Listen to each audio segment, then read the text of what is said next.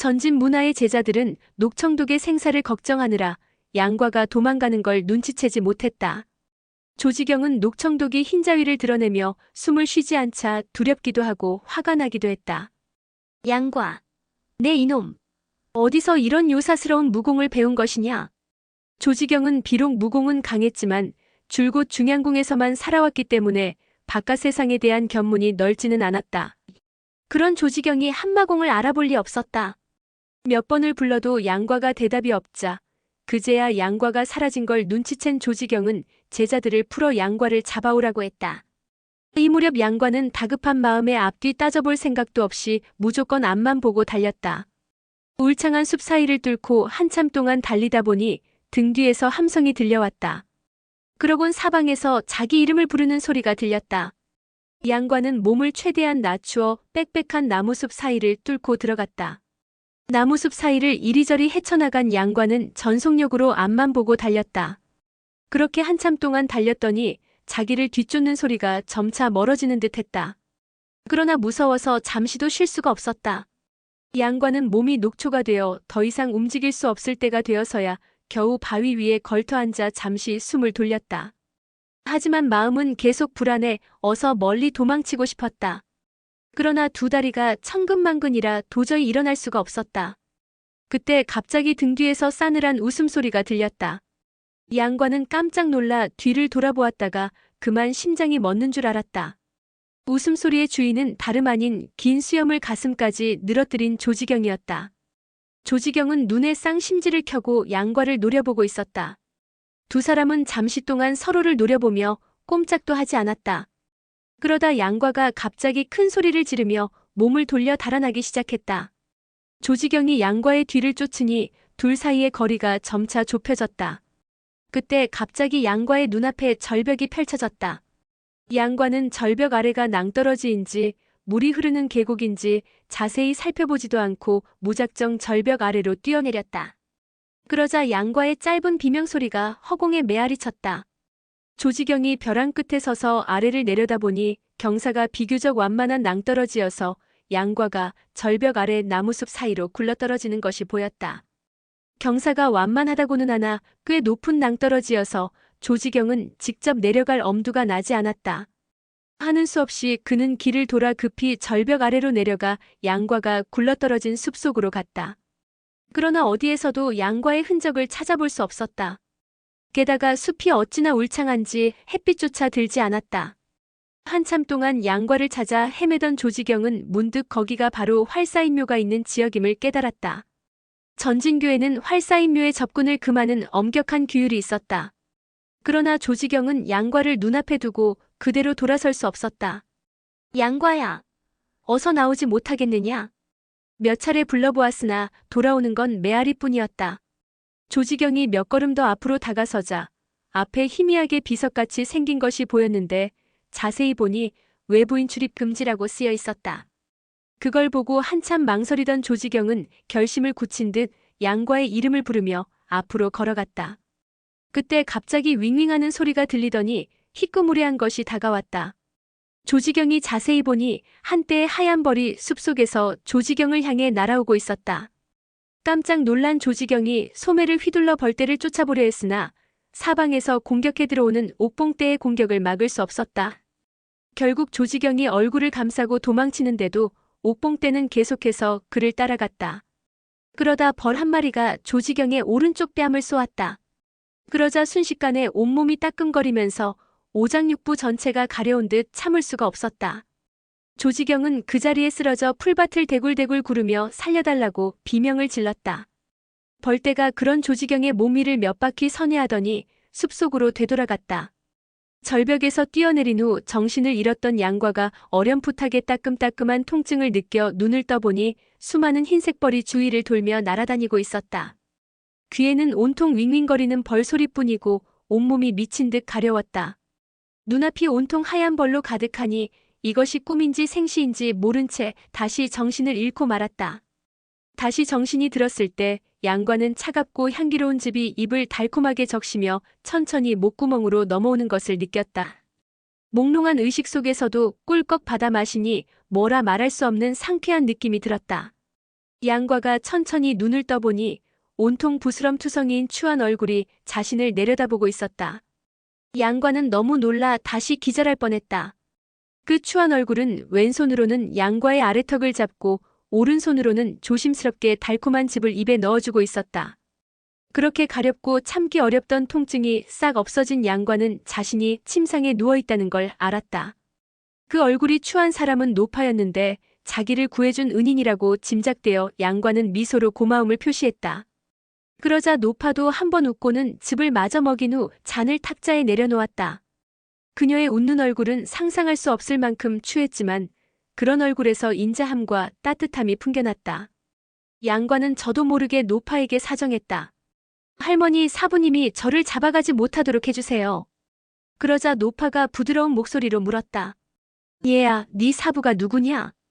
양과는 너무나 오랫동안 이처럼 자신을 걱정해주는 온화한 목소리를 들어본 적이 없었기에 순간 가슴이 뭉클해지면서 울음이 터지고 말았다. 노파는 양과의 손을 꼭 잡더니 아무런 위로의 말도 건네지 않은 채 그저 미소를 머금고 울고 있는 양과를 바라보기만 했다. 노파의 눈은 연민과 사랑으로 가득했다. 울음을 그칠 때까지 기다린 후 노파가 다시 물었다. 이제 괜찮아졌느냐? 양과는 온정이 넘치는 노파의 말을 듣고 또다시 눈물을 주르르 흘렸다. 노파는 손수건으로 눈물을 닦아주면서 위로했다. 얘야, 울지 말거라. 조금만 있으면 안 아플 거란다. 노파가 위로를 할수록 양과는 더욱 서럽게 울었다. 그때 휘장 밖에서 고운 여인의 목소리가 들렸다. 할멈, 왜 아이가 자꾸 우는 거지? 하얗고 부드러운 손이 휘장을 걷더니 한 16살 정도 되어 보이는 소녀가 걸어왔다. 소녀가 입은 하늘거리는 흰색 비단옷이 마치 안개처럼 신비하게 느껴졌다. 그녀는 선녀처럼 너무나 아름다웠다. 그런데 새까만 머리카락에 비해 피부가 백지장처럼 창백해 보였다. 양과는 창피한 생각이 들어 즉시 울음을 그쳤다. 그러다 곧 눈을 살짝 위로 떠 소녀를 몰래 바라보다가 눈이 마주치자 황급히 고개를 숙였다. 그런 양과의 모습을 보고 노파는 미소를 지으며 조용히 일어났다. 내가 달랠 때는 아무 반응이 없더니 아가씨 말 한마디에 울음을 그치는군요. 소녀는 침대 곁으로 가서 옥봉에 찔린 양과의 머리 상처를 살펴본 후 열이 있는지 손을 뻗어 이마를 만져보았다. 양과는 얼음장처럼 차가운 소녀의 손에 그만 움찔하고 말았다. 꿀을 마셨으니 반나절 뒤면 괜찮을 거다. 그런데 넌 여기 왜 왔니? 소녀의 목소리는 부드럽고 아름다웠지만 따뜻한 느낌은 전혀 찾아볼 수 없었다. 양과는 아무런 대답도 하지 못했다. 양과는 고개를 들어 소녀를 마주 보았다. 너무나 맑고 아름다운 소녀의 얼굴을 대하니 똑바로 쳐다볼 수가 없었다. 그러나 소녀의 눈빛은 냉랭하기 그지없어 마치 빙서를 마주하고 있는 듯했다. 그 때문에 지금 그녀가 기뻐하고 있는지 화를 내고 있는지 도무지 알 수 없는 표정에 양과는 자신도 모르게 공포감을 느꼈다. 양과가 멍하니 소녀를 쳐다보고 있자 노파가 웃으며 말했다. 용낭자는 이곳의 주인이시니 묻는 말에 대답하는 게 좋을 거다. 이 아름다운 소녀가 바로 활사인묘의 주인인 소용녀였다. 소용녀는 18년 동안 줄곧 무덤에 살면서 햇빛을 보지 못한 데다 수련하는 무공도 모두 마음을 억제하는 것이라 보통 소녀들보다 훨씬 어려 보였다. 손 노파는 그녀의 사부를 모시는 여종이었는데 사부가 돌아가시자 두 사람은 그 무덤 속에서 서로 의지하며 살아왔다. 이날 두 사람은 옥봉 소리를 듣고 누군가 무덤 밖 숲으로 들어온 것을 알게 되었고 손 노파가 나가서 살펴보다가 독에 쏘여 기절해 있는 양과를 발견해서 구해주었다. 문중규율에 따르면 외부인, 특히 남자가 무덤 안으로 들어와서는 안 되었지만 온몸이 상처투성이인 어린아이가 쓰러져 있어 금기를 어기고 데리고 들어온 것이다. 양과는 돌침상에서 일어나 바닥으로 내려온 후 손 노파와 소용녀에게 절을 했다. 양과가 할머니와 용낭자께 인사드립니다. 그러자 손 노파가 활짝 웃으며 황급히 양과를 부축해 일으켰다. 네 이름이 양과로구나. 너무 얘를 차릴 필요는 없다. 손 노파는 무덤에서 몇십 년을 살면서 외부인과 접촉이 일절 없다가 양과가 깎듯이 얘를 올리자 뭐라 말하기 힘든 기쁨이 밀려왔다. 그러나 소용녀는 고개만 끄덕이곤 침상 옆 도리자에 앉았다. 손 노파가 물었다. 너는 어쩌다가 이곳까지 오게 된 것이냐? 그러면서 떡을 가지고 와서 먹으라고 권했다. 양과는 손 노파가 건넨 떡을 몇 개 집어먹은 후 자기 처지에 대해서 처음부터 끝까지 이야기했다. 말주변이 좋은 양과의 실감나는 이야기가 계속되자 손 노파는 중간중간 끼어들어 탄식과 함께 양과의 편을 들어주었다. 그러나 소용녀는 아무런 표정 변화 없이 그저 앉아서 듣기만 했다. 그러다 양과가 이막수에 대해 이야기하자 손 노파와 눈빛을 주고받았다. 손 노파는 양과가 말을 마치자 팔을 뻗어 양과를 품에 안고는 한숨을 내쉬었다. 아이고 불쌍한 것. 그때 소용녀가 천천히 일어나 입을 열었다. 이제 상처는 괜찮은 것 같으니 데리고 나가게 해. 그 말에 손 노파와 양과는 순간 멍해졌다. 양과는 팔을 저으며 소리쳤다. 안 돌아갈래요. 죽어도 안 돌아가요. 손 노파도 옆에서 거들었다. 아가씨, 이 아이가 만약 중양궁으로 돌아간다면 그 사부라는 사람이 또 괴롭힐 거예요. 그러나 소용녀는 단호했다. 돌려보내. 그리고 이 아이를 괴롭히지 말라고 아이의 사부에게 전하면 될 게 아닌가. 그러자 손 노파가 답답하다는 듯 고개를 내저었다. 아이고 아가씨. 다른 문파일에 우리는 관여하지 못합니다. 그럼 옥봉꿀을 가지고 가서 이야기해보게. 그럼 그 도인들도 어쩌지 못할 것이네. 소용녀의 목소리는 매우 부드러웠지만 너무나 단호하여 감히 거역하지 못했다. 손 노파는 한숨을 쉬었다. 어릴 때부터 고집이 세서 아무리 말해봤자 소용없다는 걸 잘 알고 있었다. 그래서 그저 가련한 눈빛으로 양과를 바라볼 수밖에 없었다. 그러자 양과는 자리에서 일어나 두 사람에게 인사하며 말했다. 할머니와 용랑자의 은혜에 감사드립니다. 그럼 저는 이만 가보겠습니다. 어디를 가려고? 노파의 물음에 양과는 잠시 대답하지 못하다가 입을 열었다. 천하가 이렇게 넓은데 어딘들 제 몸 하나 눕힐 곳 없겠습니까? 말은 이렇게 했지만 어디로 가야 할지 알 수 없었다. 자기도 모르게 처량한 기색이 얼굴에 드러났다. 그걸 보고 손 노파가 안타까운 듯 말했다. 얘야, 우리 아가씨가 너를 이곳에 있지 못하게 하는 것은 외부인을 절대 들여서는 안 된다는 엄한 규칙 때문이란다. 그러니 너무 서운하게 생각하지 말거라. 그러자 양과가 씩씩하게 말했다. 할머니 은혜를 입었는데 서운할 리가 있겠습니까? 저는 영원히 두 분의 은혜를 잊지 못할 겁니다. 손 노파는 아직 앳된 어린아이가 눈에는 눈물이 글썽거리면서도 억지로 눈물을 참으며 의젓하게 말하는 모습을 보니 더욱 측은해졌다. 아가씨, 밤이 깊었으니 내일 아침에 가라고 하시지요. 그러나 소용녀는 고개를 흔들었다. 할멈, 사부님이 말씀하신 규칙을 잊었어? 그러자 손 노파가 한숨을 쉬고 일어서서는 가라앉은 목소리로 말했다. 얘야, 이리 오너라. 너는 길을 모르니 내가 입구까지 데려다 주마. 그러면서 손 노파는 양과의 손을 잡고 앞장섰다. 눈앞은 칠흑처럼 어두워 한치의 앞도 분간하기 힘들었다. 손 노파는 양과의 손을 끌고 깜깜한 어둠 속을 헤치며 이리저리 길을 돌아서 나갔다. 활사인묘는 실은 무덤이라기보다는 아주 넓은 지하 공간이었다. 지난날 왕중량이 금나라에 항거할 때 수천 명의 인력을 동원해 수년에 걸쳐 이 공간을 만들었다. 그리고 이곳을 병기와 식량을 숨겨두는 근거지로 삼았다. 금나라 군사들의 눈을 속이기 위해 외형을 무덤 형태로 위장했고 혹시 모를 금병의 공격에 대비하고자 무덤 안에 무수히 많은 함정을 설치해 놓았다. 의거가 실패로 돌아가자 왕중량은 이곳에 응거했다. 무덤 안에는 방이 무수히 많고 통로도 복잡해 아무리 사방에 불을 밝혀둔다 하더라도 외부인이 들어오면 십중팔구 길을 잃게 마련이었다. 두 사람이 막 무덤을 나와 숲을 안으로 들어갔을 때 우렁찬 목소리가 들려왔다. 전진 문화의 제자 견지병이 사부님의 명을 받들고 용랑자를 뵈러 왔습니다. 목소리가 멀리서 들려오는 걸로 보아 목소리의 주인은 금지구역 밖에 서 있는 듯 했다. 손 노파가 양과에게 말했다. 누가 너를 찾아왔구나. 나가지 말거라. 그러나 양과는 고개를 내저었다. 할머니, 걱정하지 마세요. 제 일은 제가 알아서 하겠습니다. 그러면서 큰 걸음으로 성큼성큼 걸어나갔다. 그럼 내가 같이 가주마. 손 노파는 양과의 손을 이끌고 수풀을 건너 공터로 나섰다. 거기에는 67명의 도사들이 진을 치고 있었고 나머지 4명의 도사는 중상을 입은 조지경과 녹청독을 부축하고 있었다. 무리는 양과를 보자 뭔가 낮은 소리로 중얼거리더니 일제히 앞으로 걸어 나왔다. 양과는 손 노파의 손을 뿌리치고 앞으로 나가며 당당하게 말했다. 나 여기 있다. 죽이든지 구워 삶든지 너희 마음대로 해라. 그러자 한 도인이 앞으로 나와 냅다 양과의 뒷덜미를 잡아 끌고 갔다. 양과는 차갑게 웃으며 말했다. 도망가지도 않는데 왜 이렇게 잡아 끌어? 그 도인은 다름 아닌 조지경의 수제자였다. 조지경은 지금 양과 때문에 옥봉침에 쏘여 생명이 위독한 상태였다. 그는 사부를 하늘같이 떠받드는 제자였는데 양과가 도발적으로 나오자 참지 못하고 양과의 머리에 주먹을 날렸다.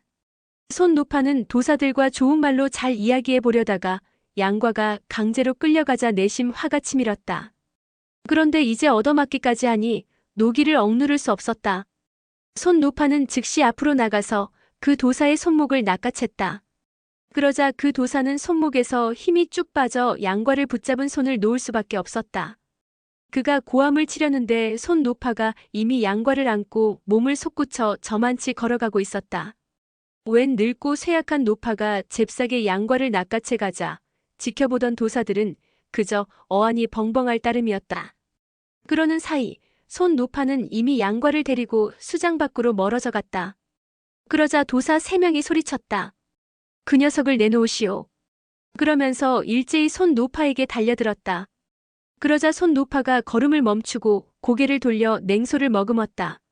내주지 않으면 어쩌겠다는 것이냐?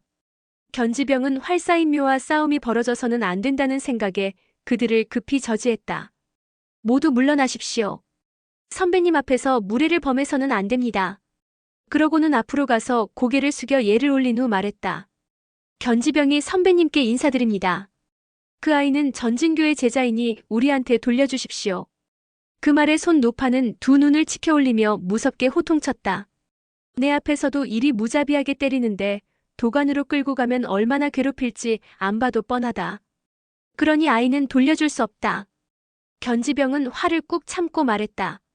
그 아이는 사부를 우롱하고 문파의 규율을 어겼습니다. 무림에서 사제지간이 어떤 관계인지 선배님께서 잘 아실 겁니다.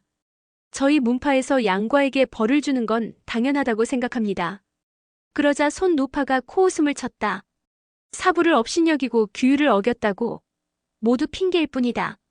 그러면서 들것에 누워있는 녹청독을 가리켰다. 이 아이를 저 뚱뚱한 도사와 무공을 겨루게 했느냐? 그것이 너희 전진교가 정한 규율이더냐? 아이는 원래 하고 싶지 않았는데 너희가 강제로 겨루게 하여 두들겨 맞은 게 아니냐? 그리고 무공 대결에 승자가 있으면 패자가 있는 게 당연한 이치이거늘. 저 뚱뚱한 도사의 실력이 부족해서 어린애한테 당한 것인데 누구를 탓하는 것이냐? 원래 용모가 추한 손 노파가 화가 나서 얼굴까지 찌푸리니 인상이 더욱 무시무시해졌다. 손 노파가 말하는 도중에 10여 명 넘는 도사가 속속 몰려와 견지병의 뒤에 섰다. 견지병은 원래 녹청독이 부상을 입은 일은 양과를 탓해서는 안 된다고 생각했지만 지금 이 자리에서 그것을 인정하는 것은 전진교의 위신이 떨어지는 일이어서 그렇게 할 수는 없었다. 이번 일의 시시비비는 장모님께서 공정하게 밝혀주실 겁니다. 그러니 선배님께서는 어서 아이를 내놓으십시오. 그러자 손 노파가 냉소를 지으며 말했다. 너희 장모님이 공정하게 밝힐 거라고. 응. 전진교는 왕중양 때부터 좋은 놈은 하나도 없었다. 손 노파의 말에 화가 났지만 견지병은 괜한 말싸움으로 활사인묘와의 문제를 만들고 싶지 않았다. 선배님께서 도와주십시오. 저희 문파에서 잘못한 점이 있으면 장문인의 분부를 받들어 사죄를 드리러 오겠습니다. 그때 양과가 손 노파의 목을 끌어안고 귀에다 속삭였다. 저 도인은 교활한 사람이니 속지 마세요. 손 노파는 18년 동안 소용녀를 키우면서 아쉬움이 많았다. 그래서 기회가 있다면 남자아이를 하나 키우고 싶었다. 그녀는 자기를 살갑게 대해주는 양과가 마음에 들었다. 그래서 양과를 누구한테도 빼앗기지 않겠노라 스스로 다짐했다. 이 아이를 데려가서 어떻게 할 셈이냐? 그 물음에 견지병은 순간 멍해졌으나 곧 대답했다. 저는 그 아이의 망부와 동문지간입니다. 결코 동문이 남기고 간 아들을 괴롭히지 않을 것이니 선배님께서는 안심하십시오. 그러나 손 노파는 고개를 절레절레 흔들었다. 나는 믿을 수 없으니 이만 가봐야겠다. 그러면서 숲을 속으로 걸어 들어갔다. 조지경은 들것에 누워 있었지만 정신은 멀쩡했다. 도무지 끝날 줄 모르는 견지병과 손 노파의 말싸움을 듣고 있자니 화를 참을 수가 없었다. 그는 돌연 들것에서 뛰어내려 손 노파 앞으로 달려가 호통쳤다. 그 아이는 내 제자요. 사부가 제자를 나무라지 못하게 하다니 대체 무림의 그런 법도가 어디 있단 말이오. 손 노파는 조지경이 무림의 법도를 논하자 순간 대꾸할 말을 찾지 못해 그저 되는 대로 억지를 부렸다. 어쨌든 나네를 내줄 수 없는데 어쩌겠느냐. 그러자 조지경이 언성을 높였다. 그 아이와 무슨 관계라도 있소? 대체 왜 끼어드는 것이오? 조지경의 호통에 손 노파도 지지 않고 소리를 질렀다. 이 아이는 이제 전진교 문화가 아니다. 우리 소용녀 아가씨를 사부로 섬기게 되었으니 이 아이가 잘하고 잘못하고는 소용녀 아가씨만 간섭할 수 있다. 그러니 쓸데없이 참견하지 말고 돌아가거라. 그 말에 조지경이 대경실색하며 되물었다. 지금 뭐라고 했소? 손 노파의 말에 놀란 것은 비단 조지경뿐만은 아니었다. 함께 있던 도인들 사이에서 한바탕 소동이 일었다. 무림에서는 사부의 허락이 있기 전에는 절대 다른 사람을 사부로 삼아서는 안 된다. 그것은 대형 무도한 짓으로 모든 무림인의 지탄을 받을 일이었다. 예전에 곽정이 강남 7괴를 사부로 모신 후 홍칠공에게 무학을 배우면서도 결코 그를 사부라고 호칭하지 않았던 것도 바로 그 때문이었다. 곽정은 나중에 가진학이 정식으로 허락한 후에야 홍칠공을 사부라고 부를 수 있었다. 그런데 손 노파는 무림 사람들과 교분이 없어서 이와 같은 규율을 알지 못했다. 그저 생각나는 대로 내뱉은 것이 그만 무림의 금기를 어긴 게 되고 말았다. 전진교 도사들은 원래 양과를 불쌍히 여기며 조지경의 처사가 합당하지 않다고 생각했다. 그런데 양과가 감히 공공연하게 사문을 배신한 것이 드러나자 분노하지 않을 수 없었다. 조지경은 상처 부위가 무척 아프고 가려워서 참을 수가 없었다. 차라리 그냥 죽어버리는 게 나을 것 같았다. 그러나 이를 악물고 양과에게 물었다. 양과야, 지금 저 말이 사실이냐? 양과는 자기를 감싸주는 손 노파의 마음이 고마웠다. 손 노파가 자기더러 천하의 대역죄를 지었다고 말하게 하더라도 그렇다고 대답할 판이었다. 게다가 어린 양과에게는 손 노파의 말은 단순히 사문을 바꾸는 일에 불과했다. 그리고 그것은 자신이 원하는 일이기도 했다. 양과는 전진교에서 벗어날 수만 있다면 소용녀가 아니라 돼지나 개한테도 사부라고 부를 수 있을 것만 같았다. 그래서 아무런 망설임 없이 큰 소리로 외쳤다. 이 썩을 도사놈아! 나를 그렇게 개패듯이 때리는데 내가 왜 널 사부로 섬겨야 하느냐? 난 이미 할머니와 소용녀 아가씨를 사부님으로 모시기로 했다. 오늘의 영상은 여기까지입니다. 영상이 도움이 되셨다면 구독과 좋아요, 알람 설정 부탁드립니다. 시청해주셔서 감사합니다.